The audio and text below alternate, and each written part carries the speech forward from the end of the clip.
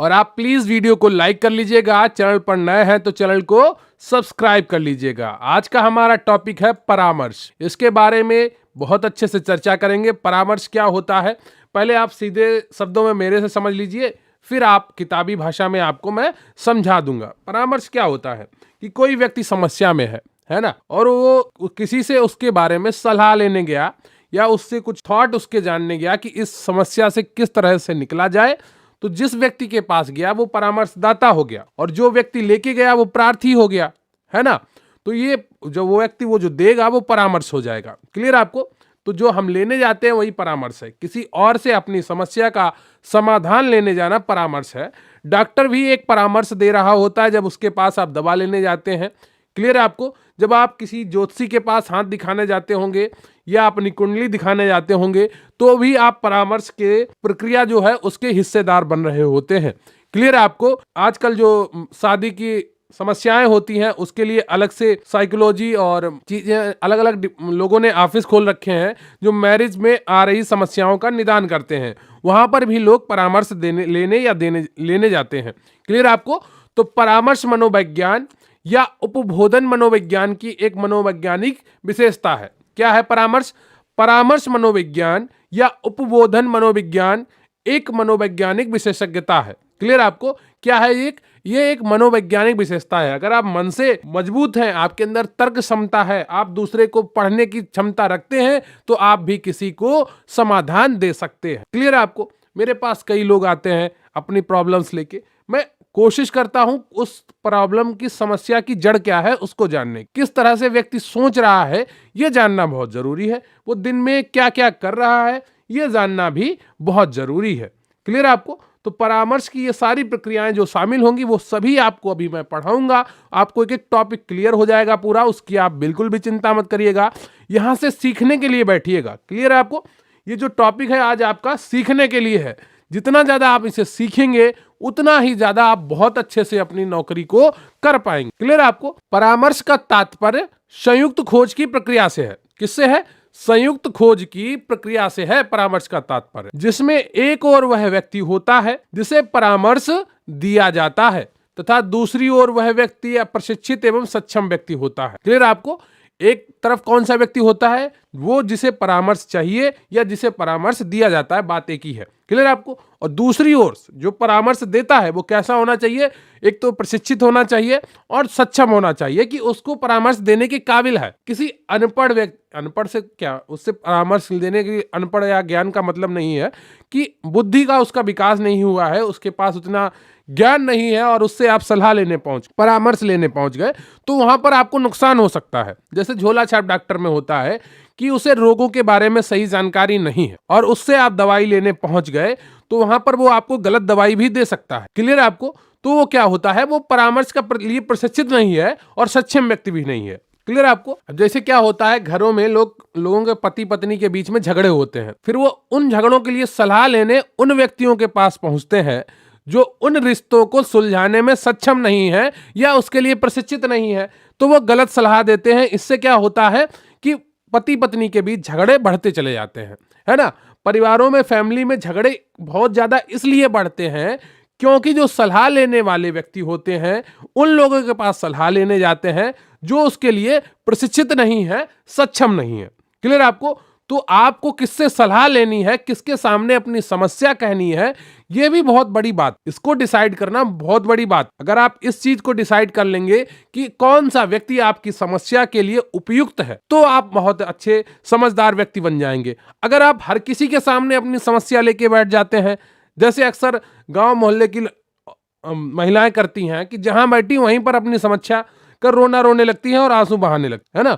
वो एक अलग फैक्टर हो सकता है कि हो सकता है वो बहुत ज्यादा इमोशनल हो, लेकिन इस तरह से समस्या का समाधान नहीं मिलता है। लोग सलाह जरूर देंगे, फिर वो सलाह गलत होगी और अगर आपने उसको फॉलो कर लिया तो आपका नुकसान हो जाएगा। ऐसा होता है ना। जो व्यवहारिक जीवन है उसको उससे जोड़कर इस पूरे टॉपिक को देखिएगा। जो उस व्यक्ति को अपनी क्षमता को समझने एवं उसको विकसित करने के लिए प्रोत्साहित करता है, तथा इस मार्ग में उत्पन्न बाधाओं को दूर करने का उपाय बताता है। ठीक है, आप लोग उपाय मांगने ही तो जाते हैं जब आप परेशान होते हैं। कि आपके घर में कुछ हुआ, आपके घर में झगड़ा हुआ, तो आप किसी और के पास, पड़ोसी के पास पहुंच गए कि भाई उपाय बताओ यार, क्या करना है। तो वहां पर नुकसान हो जाता है। बहन उपाय बताओ क्या करना है, तो वहां पर नुकसान हो जाएगा अगर वो प्रशिक्षित नहीं है या सक्षम नहीं है। क्लियर आपको? तो ये परिभाषा बस इतना ध्यान से समझिए कि परामर्श का तात्पर्य संयुक्त खोज की प्रक्रिया से है, जिसमें एक और वह व्यक्ति होता है जिसे परामर्श दिया जाता है तथा दूसरी ओर वह प्रशिक्षित एवं सक्षम व्यक्ति होता है जो उस व्यक्ति को अपनी क्षमता को समझने एवं उसको विकसित करने के लिए प्रोत्साहित करता है तथा इस मार्ग में उत्पन्न बाधाओं को दूर करने का उपाय बताता है। क्लियर आपको? तो इस तरह से आप इस बात को पूरा समझ गए होंगे, मैं पूरी उम्मीद करता हूं। क्लियर आपको? अब बात करते हैं रेवर तथा रेवर ने क्या कहा है परामर्श के बारे में। ये एक मनोवैज्ञानिक थे, इन्होंने परामर्श के बारे में एक परिभाषा छोटी सी बताई, तो उस पर भी हम लोग चर्चा करेंगे। इनका कहना था कि परामर्श एक व्यापक शब्द है। क्या है? व्यापक है, यानी कि उसकी परिभाषा बहुत बड़ी हो जाएगी अगर उसको परिभाषित करने बैठेंगे, जिसका उपयोग किसी व्यक्ति की व्यक्तिगत समस्याओं के समाधान में सहायता करने, भविष्य के लिए योजना बनाने इत्यादि की प्रक्रियाओं के लिए किया जाता है। क्लियर आपको? तो आप सिर्फ वर्तमान की समस्याओं का समाधान नहीं मांगते परामर्श के द्वारा, आप भविष्य के लिए योजनाएं भी बनाते हैं परामर्श के द्वारा। जैसे आपको अपना मकान बनाना है और आप किसी आर्किटेक्ट के पास गए कि मेरे मकान का नक्शा बना दो, तो ये क्या एक तरह का परामर्श ही तो हुआ। आपने भविष्य के मकान बनाने के लिए वहां पर एक नक्शा बनवाया, ये परामर्श लेना ही तो कहलाएगा। क्लियर है आपको? जो काउंसलिंग होती है वो एक तरह से परामर्श लेना ही तो होता है, मैरिज काउंसलिंग होती है। क्लियर आपको? अब परामर्श की विशेषताएं क्या होती हैं उस पर हमारा फोकस होगा, और बहुत सा छोटा सा टॉपिक है, आपको जल्दी ही कंप्लीट कर दिया जाएगा, बिल्कुल भी आपका समय जाया नहीं किया जाएगा। क्लियर आपको? मेरी क्लास में आपको कम समय में ज्यादा से ज्यादा जानकारी दी जाएगी जो आपके लिए परीक्षा के लिए बहुत ही ज्यादा उपयोगी होगी। इसलिए वीडियो को लाइक कर लीजिएगा, चैनल पर नए हैं तो चैनल को सब्सक्राइब कर लीजिएगा। क्लियर आपको? तो परामर्श की निम्नलिखित विशेषताएं हैं। कौन कौन सी विशेषताएं हैं उसके बारे में हम चर्चा कर लेते हैं। परामर्श दो व्यक्तियों के पारस्परिक संबंध पर आधारित एक विशेष प्रक्रिया है। क्या है? परामर्श दो व्यक्तियों के पारस्परिक संबंध पर आधारित एक विशेष प्रक्रिया है। परामर्श प्रक्रिया का उद्देश्य क्या? परामर्श प्रक्रिया का उद्देश्य परामर्श प्रार्थी को अपनी समस्याएं उत्पन्न परामर्श प्रक्रिया का उद्देश्य परामर्श प्रार्थी को अपनी समस्याएं स्वतंत्र रूप से हल करने के योग्य बनाना है। क्लियर आपको? तो परामर्श प्रक्रिया का उद्देश्य क्या है? आपको विवश नहीं करेगा कि आपको यही करना है, आपको इस काबिल बनाया जाएगा कि आप अपनी समस्याएं स्वतंत्र रूप से स्वयं हल करने के योग्य बने। क्लियर आपको? परामर्श दो व्यक्तियों के पारस्परिक संबंध पर आधारित एक विशेष प्रक्रिया है। परामर्श प्रक्रिया का उद्देश्य परामर्श प्रार्थी को अपनी समस्याएं स्वतंत्र रूप से हल करने के योग्य बनाना है, यानी कि आत्मनिर्भर बनाना है कि आप अपनी समस्याएं स्वयं हल करो, कोई दूसरा नहीं आएगा आपके जीवन को सुखद बनाने के लिए, सफल बनाने के लिए। क्लियर आपको? सदैव अपने ऊपर भरोसा रखना चाहिए कि जो है जीवन में उसका है और जो आएगा उसका होगा, लेकिन जो आज हो रहा है वो उसको करना पड़ेगा ना। जब आपने आज ही अपना नहीं सुधारा, जो आपने आज अपना पूरा जीने वाले हैं उसको ही सही ढंग से नहीं किया, तो कल अच्छे परिणाम प्राप्त होंगे इसकी कल्पना आप कैसे कर सकते, है ना। ख्याली पुलाव पकाना वो अलग बात हो जाती है, लेकिन उम्मीद रखना अलग चीज है और ख्याली पुलाव पकाना अलग चीज। क्लियर है आपको? उम्मीद अच्छे की रखिए पर मेहनत भी अच्छी करिए। क्लियर है आपको? तो परामर्श की निम्नलिखित विशेषताएं कौन कौन सी हैं?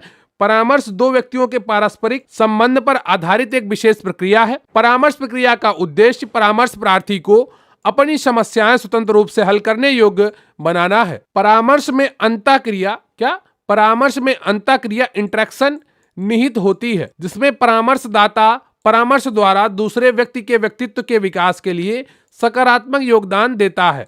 क्लियर आपको? जिसमें परामर्शदाता क्या करता है? परामर्श द्वारा दूसरे व्यक्ति के व्यक्तित्व के विकास के लिए सकारात्मक योगदान देता है। परामर्शदाता संपूर्ण परिस्थितियों के आधार पर समायोजन हेतु प्रार्थी को जानकारी देता है और उसकी सहायता भी करता है। क्लियर आपको? तो परामर्शदाता क्या करता है? संपूर्ण परिस्थितियों के आधार पर समायोजन हेतु प्रार्थी को जानकारी देता है और उसकी सहायता भी करता है। परामर्श में शिक्षण की भांति निर्णय नहीं किया जाता है। क्या? परामर्श में शिक्षण की भांति निर्णय नहीं किया जाता है। अपितु परामर्श प्रार्थी स्वयं निर्णय लेता है। क्लियर आपको? परामर्श प्रार्थी क्या करता है? स्वयं निर्णय लेता है। परामर्शदाता का मुख्य उद्देश्य प्रार्थी में उत्तरदायित्व को वहन करने में सहायता करना है। क्या है? परामर्शदाता का मुख्य उद्देश्य क्या होता है? प्रार्थी में उत्तरदायित्वों को वहन करने में सहायता करना है तथा हीन भावना विकसित होने से रोकना है।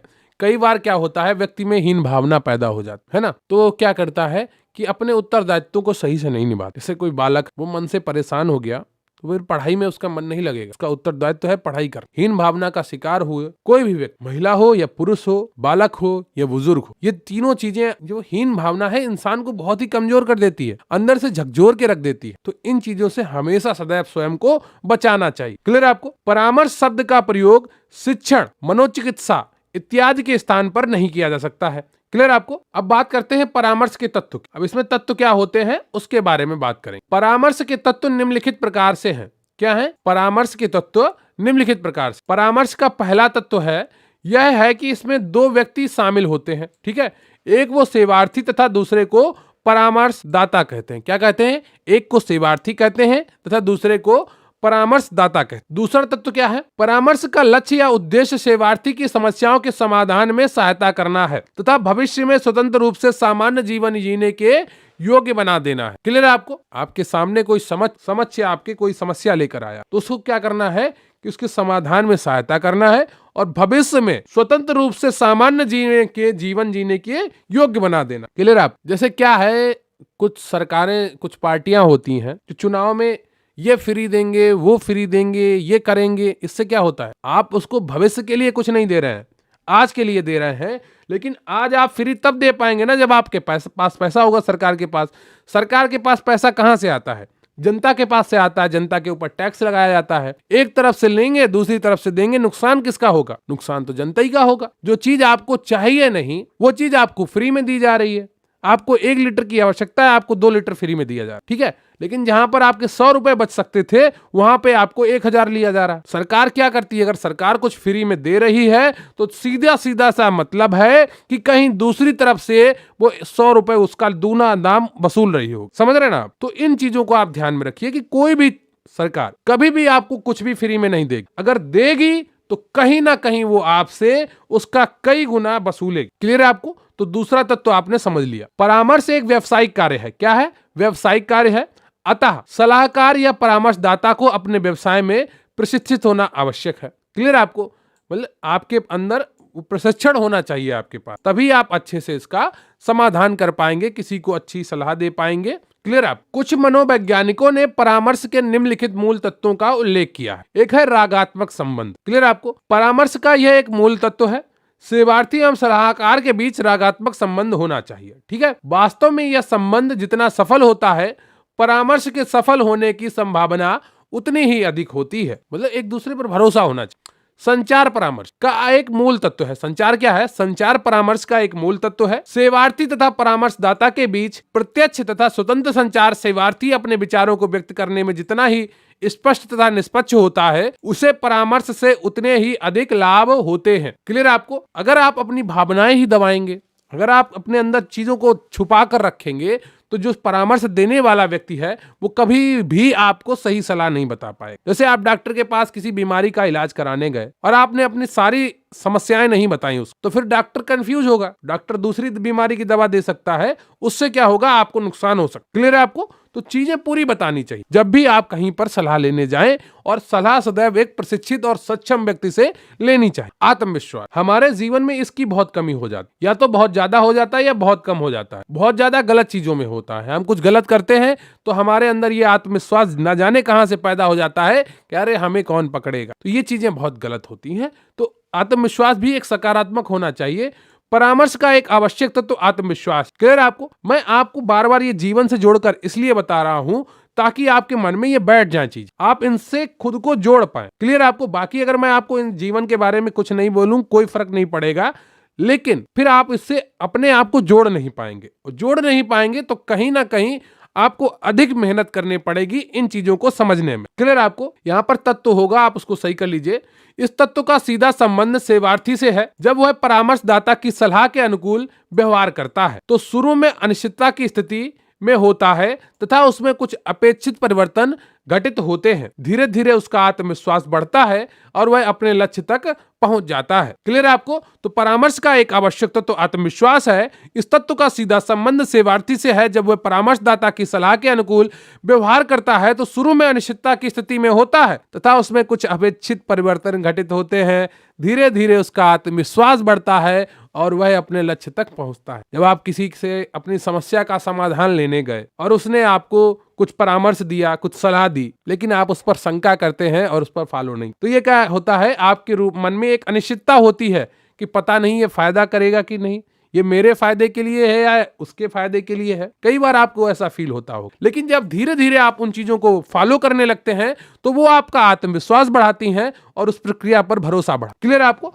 तो यही चीजें थी। अब बात करते हैं परामर्श के प्रक्रम की। यह भी काफी इंपॉर्टेंट पॉइंट है, यहां से भी आपके प्रश्न बन सकते हैं। परामर्श के अंतर्गत परामर्श सेवार्थी के बारे में सामान्य एवं विशिष्ट सूचनाएं प्राप्त करना आवश्यक होता है। इस उद्देश्य की पूर्ति के लिए विभिन्न प्रकार की प्रविधियों का उपयोग किया जाता है, जिसे निम्न प्रकार से समझा जा सकता है। तो कुछ प्रविधियां हैं, उनके बारे में भी हम चर्चा करने वाले हैं। ये होती है मापन प्रविधि। क्लियर आपको? तो ये आपसे पूछी जा सकती है। ठीक है, मापन प्रविधियों के द्वारा परामर्श सेवार्थियों के संबंध में विभिन्न प्रकार की सूचनाएं प्राप्त होती हैं। इन प्रविधियों को निम्न प्रकार से समझ सकते। तो किसी से जानकारी प्राप्त करने के ये तरीके हैं। आप जब इन तरीकों को फॉलो करेंगे तो सामने वाले की बुद्धि को, समझ को, उसकी समस्याओं को बहुत आसानी से समझ सके। क्लियर आपको? मैं अक्सर इन चीजों का प्रयोग करता हूं जब कोई अपनी समस्या लेकर मेरे पास आता। क्लियर आपको? बुद्धि परीक्षण। तो अगर कोई आपके पास अपनी समस्या लेकर आया है तो सबसे पहले आपका उसका बौद्धिक स्तर जानना बहुत ही आवश्यक, कि वह किस स्तर की व्यक्ति है या महिला है, तभी आप उसका सही सलाह दे पाएंगे। अगर आप वो थोड़ा कम बुद्धि स्तर की व्यक्ति है और आपने उसको बहुत उच्च स्तर की सलाह दे दी तो वो कभी फॉलो नहीं कर पाएगी, है ना?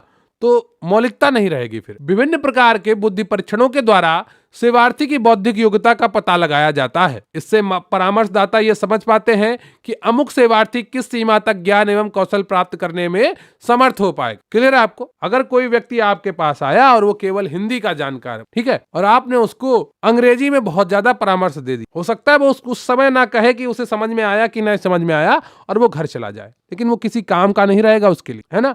तो उसकी बौद्धिक योग्यता जो है, बौद्धिक योग्यता है, उसका पता लगाना बहुत ही आवश्यक है परामर्श के लिए। क्लियर है आपको? अब बात करते हैं निर्देशन ब्यूरो। ये क्या है, कैसे कार्य करता है? तो निर्देशन ब्यूरो का उद्देश्य शिक्षक एवं सलाहकार को निर्देशन व परामर्श के विभिन्न पक्षों से अवगत कराना है। क्लियर है आपको? अधिकांश शिक्षकों को इस बात का ज्ञान नहीं रहता है कि निर्देशन को कैसे सफल बनाया जाए। निर्देशन ब्यूरो में यह प्रशिक्षण दिया जाता है।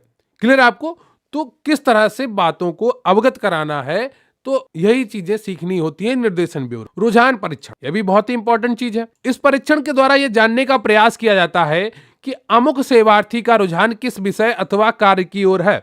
इससे निर्देशन में बड़ी सहायता मिलती है। क्लियर आपको? अभिरुचि परीक्षण। अभिरुचि मापन का उपयोग करके सेवार्थी ये जान सकता है कि अमुक सेवार्थी की अभिरुचि किस विषय अथवा कार्य में अधिक। क्लियर आपको? यहाँ पर सेवार्थी नहीं होगा, यहाँ पर परामर्शदाता होगा, उसको आप ठीक कर लीजिएगा। क्लियर आपको? व्यक्तित्व परीक्षण। तो व्यक्तित्व परीक्षण के माध्यम से सेवार्थी के व्यक्तिगत, पारिवारिक, सामाजिक तथा संवेगात्मक समायोजन से संबंधित सूचनाएं प्राप्त की जा सकती है। आप तो नहीं, यहाँ पर प्राप्त होगा, प्राप्त की जा सकती। क्लियर आपको? तो व्यक्तित्व परीक्षण से उसका जो व्यवहारिक जीवन है, उसके परिवार में क्या समस्याएं रही, उसके जीवन में क्या सामाजिक समस्याएं रही, उन चीजों को भी समझना आवश्यक होता है। तो इस विधि द्वारा उसका परीक्षण किया जा सकता है। कथा संबंधी प्रविधि। अब ये कैसे कार्य करती है, इसके बारे में समझते हैं। तो सेवार्थी के संबंध में सूचना प्राप्त करने के लिए उसके जीवन से संबंधित सभी सार्थक घटनाओं का विश्लेषण किया जाता है। क्लियर आपको? तथा इस पृष्ठभूमि में सेवार्थी की शिक्षा संबंधी परामर्श दिया जाता है। क्या किया जाता है? सेवार्थी को शिक्षा संबंधी परामर्श दिया जाता है, परंतु परामर्शदाता का प्रशिक्षित एवं निपुण होना आवश्यक होता है। क्लियर आपको? प्रश्नावली प्रविधि। अब ये कैसे कार्य करती है? इस प्रविधि में सेवार्थी के व्यक्तिगत, पारिवारिक, शैक्षिक इत्यादि पहलुओं से संबंधित अनेक प्रश्नों की एक सूची तैयार की जाती है। क्लियर आपको? सेवाओं से इन प्रश्नों के उत्तर लिखने के लिए कहा जाता है। सेवार्थियों से क्या किया जाता है? इन प्रश्नों के उत्तर लिखने के लिए कहा जाता है। क्लियर आपको? फिर उनमें उत्तरों का विश्लेषण करके विभिन्न प्रकार की सूचनाएं प्राप्त कर ली जाती। क्लियर आपको? तो मेरे पास जब कोई अपनी समस्या लेकर आता है तो मैं क्या करता हूं, उससे कहता हूं कि आप अपने मन में जो भी चल रहा है उसको 1 से 2 पेज में लिखिए। तो वही तरीका है ये वो भी, कि व्यक्ति के मन में क्या चल रहा है उससे कुछ प्रश्न करिए, उनका वो उत्तर देगा, उससे आप उसे आसानी से समझ पाएंगे कि आखिर उसकी समस्या क्या है, उसका मानसिक स्थिति क्या है, उसका व्यक्तिगत लेवल क्या है। क्लियर है आपको? लेकिन कई कारणों से इस प्रविधि का उपयोग मात्र एक सहायक विधि के रूप में करना ही लाभदायक होता है, क्योंकि कई बार क्या होते हैं, लोग मन में बातों को बहुत ही ज्यादा दबाते हैं, तो हर समय ये विधि आपका उपयोग में नहीं आ सकती है। ये एक सहायक विधि के रूप में ही इसका प्रयोग करना चाहिए। क्लियर? आप साक्षात्कार विधि, परामर्श को सफल बनाने में साक्षात्कार विधि महत्वपूर्ण स्थान है। क्लियर आपको? तो परामर्श को सफल बनाने में साक्षात्कार विधि का महत्वपूर्ण स्थान है। इसके द्वारा व्यक्तिगत सूचनाएं सहज रूप से मिल जाती हैं। क्लियर आपको? सेवार्थी को एक एक करके अथवा एक समूह में परामर्शदाता के समक्ष उपस्थित होना होता है। क्लियर आपको? तो सेवार्थी को क्या करना होता है, एक एक करके अथवा एक समूह में परामर्शदाता के समक्ष उपस्थित होना होता है।